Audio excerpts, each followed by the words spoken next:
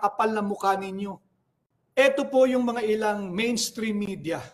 Magpapalabas po ng kanilang video clip, kalunos-lunos yung itsura ng ating mga kababayan, meron pong malungkot na background music.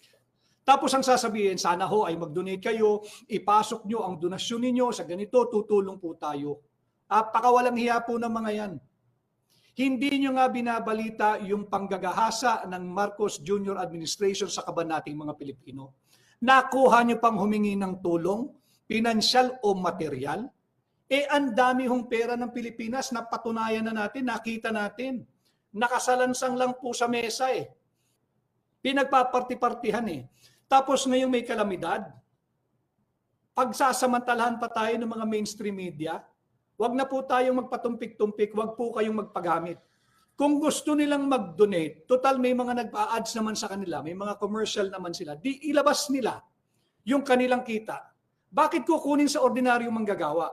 Si Manong Grab driver, yung Manong Fishbowl, si ate na nagtutulak ng nilagang mais, bakit ihingin sa atin ng tulong? Hindi po tayo madamot, pero nakita natin ang daming pera ng Pilipinas. Ninanakaw lang ng mga tiwaling politiko. Kaya itong mainstream na ito, wag po kayo mag-donate. Kung gusto po niyong tumulong, diretsyo ninyo doon sa mga nasa lanta. Wag niyo pong idadaan diyan sa mga hunyangong mainstream media. Ulitin ko, wag kayong papadala. Ang ginagawa nila para kayong binibigyan ng isa na namang drama anthology. Meron pong mga video clip na kawawa yung ating mga kawawa talaga yung nasa lanta ng lindol at ng bagyo.